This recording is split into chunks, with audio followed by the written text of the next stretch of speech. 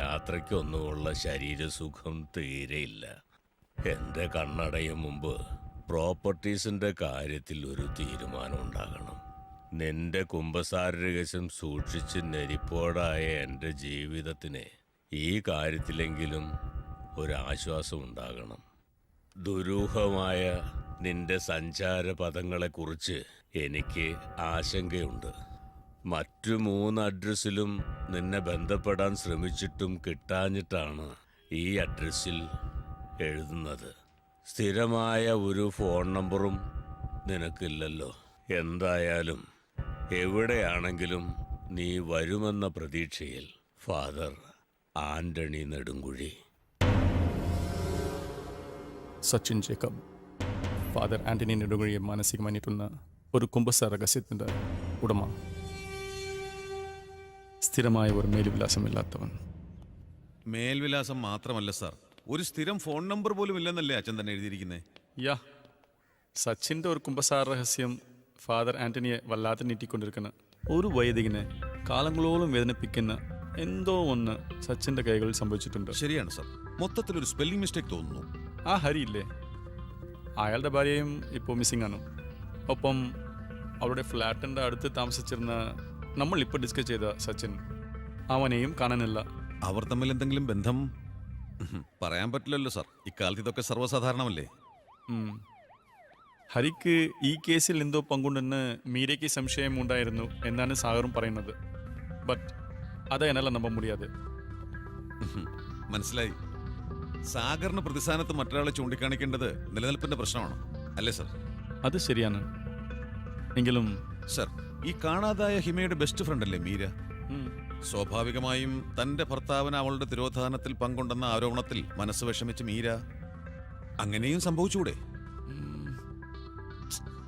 ഒരു സാധാരണ അന്വേഷണ ഉദ്യോഗസ്ഥൻ സഞ്ചരിക്കുന്ന വഴികളിലൂടെ നമ്മൾ യാത്രയിട്ട് കാര്യമില്ല. എങ്കിൽ വാട്ട് ഈസ് നെക്സ്റ്റ് സാർ?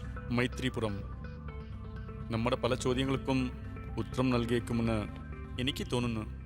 ശരിയാണ് സാർ, എനിക്കും അങ്ങനെ തോന്നുന്നു. ഫാദർ ആന്റണി നെടുങ്കുഴി നമുക്കൊരു പിടിവള്ളിയാകും, തീർച്ച. സച്ചിൻ, സച്ചിൻ,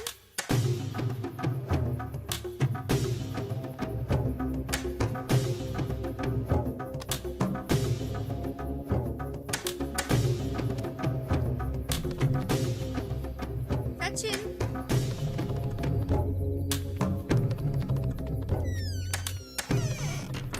സച്ചിൻ, എന്താ ഇവിടെ? ഞാൻ എവിടെയൊക്കെ അന്വേഷിച്ചു. അത് എസ്റ്റേറ്റിന്റെ പഴയ പ്രമാണം ഇവിടെ എവിടെ ഉണ്ടായിരുന്നു, അത് നോക്കിയെടുക്കാൻ വന്നതാ. കണ്ടില്ല. കുഴപ്പമില്ല, പിന്നെ എപ്പോഴെങ്കിലും എടുക്കാം.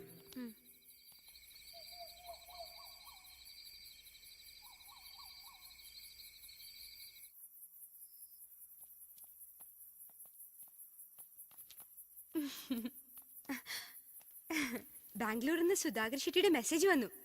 ഞാൻ സബ്മിറ്റ് ചെയ്ത 3 ഡിസൈൻസും അപ്രൂവലായി. എനിക്കുള്ള ചെക്കും പുതിയ അസൈൻമെന്റിന്റെ ഡീറ്റെയിൽസും ഓഫീസിലേക്ക് അയച്ചിട്ടുണ്ടെന്ന്. Wow, great news. Congrats. Thank you. എന്റെ കൂടെ കൂടിയതോടെ ജാതകം തെളിഞ്ഞു അല്ലേ? സച്ചിൻ എന്നെ ഒന്ന് ഹെൽപ്പ് ചെയ്യണം. ആ ചെക്കും പുതിയ പ്രോജക്റ്റിന്റെ ഡീറ്റെയിൽസും ഒന്ന് കളക്ട് ചെയ്യോ? Why not? എവിടെയാന്ന് പറഞ്ഞോളൂ.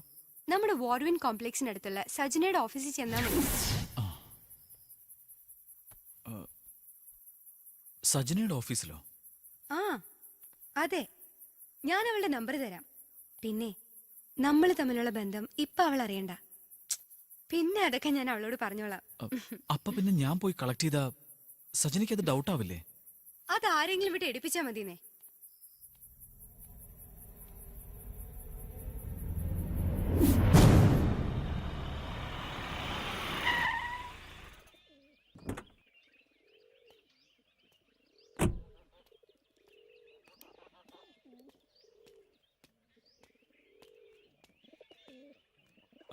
അതെ, ഫാദർ ആന്റണി നെടുങ്കുഴി ഉണ്ട്, വിളിക്കാം. ഓക്കെ.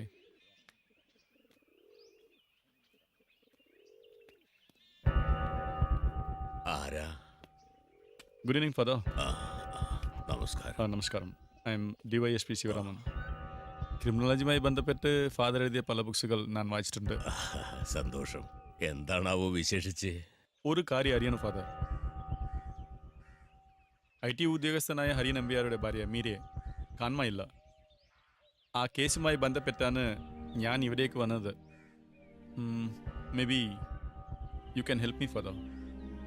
രാവിലെ മുതൽ ആരോ വരും എന്നൊരു ഇൻഡ്യൂഷൻ ഉണ്ടായിരുന്നു. അതുപോട്ടെ, ഈ വിഷയത്തിൽ എന്താണ് എന്റെ റോൾ? ഹരിയുടെ അടുത്ത ഫ്ലാറ്റിലെ ചെറുപ്പക്കാരനോടൊപ്പമാണ് മീര പോയിരിക്കുന്നത്. ആ ചെറുപ്പക്കാരനെ ഫാദർ അറിയും. ഒരു സച്ചിൻ ജേക്കബ്. സച്ചിനോ? സച്ചിൻ ജേക്കബിന് ഫാദർ അയച്ച കത്ത് എൻ്റെ കയ്യിലാണ് കിട്ടിയത്. രാവിലെ മുതൽ ആരോ വരുമെന്ന് ഫാദർ പ്രതീക്ഷിച്ചയാൾ സച്ചിനല്ലേ? അവൻ്റെ കുംഭസാര രഹസ്യവും പേരി നീരുന്ന മനസ്സുമായി ജീവിക്കുന്ന ഫാദറിന് അവനെക്കുറിച്ച് കൂടുതൽ എന്തെങ്കിലും പറയാൻ കഴിയുമോ? അവന്റെ ഭാവി ജീവിതത്തിന് ഉപകരിക്കുമെങ്കിൽ എനിക്കറിയാവുന്ന ചില സത്യങ്ങൾ ഞാൻ പറയാം. വ്യവസായിയും പ്ലാന്ററുമായ ജേക്കബിന്റെ ജീവിതത്തിലേക്ക് മേരി എന്ന സ്ത്രീ കടന്നു വന്നതോടെ സച്ചിന്റെ അമ്മ ആനിക്ക് ജേക്കബിന്റെ ജീവിതത്തിൽ ഒരു സ്ഥാനവും ഇല്ലാതായി.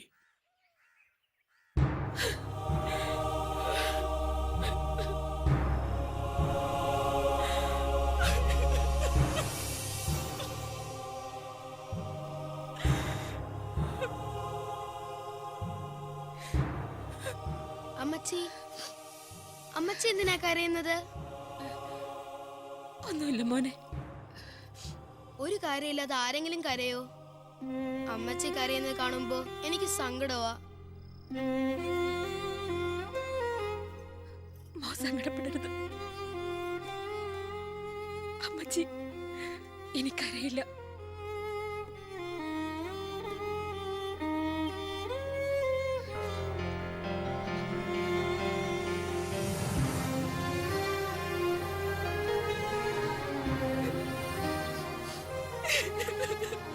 എന്താ അമ്മച്ചി?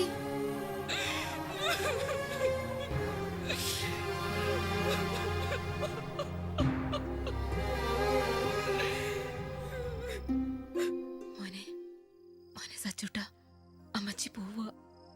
എങ്ങോട്ട്? നിന്റെ അപ്പച്ചനിപ്പോ ഈ അമ്മച്ചിയെ വേണ്ട മോനെ. എനിക്ക് വേണം എന്റെ അമ്മച്ചിയെ. സച്ചുമോൻ ഇനി അപ്പച്ചൻ പറയുന്നതൊക്കെ അനുസരിക്കണം. അമ്മച്ചി പോണ്ട ഒരിടത്തേക്കും. എന്നും എന്റെ അടുത്തുണ്ടാവണം.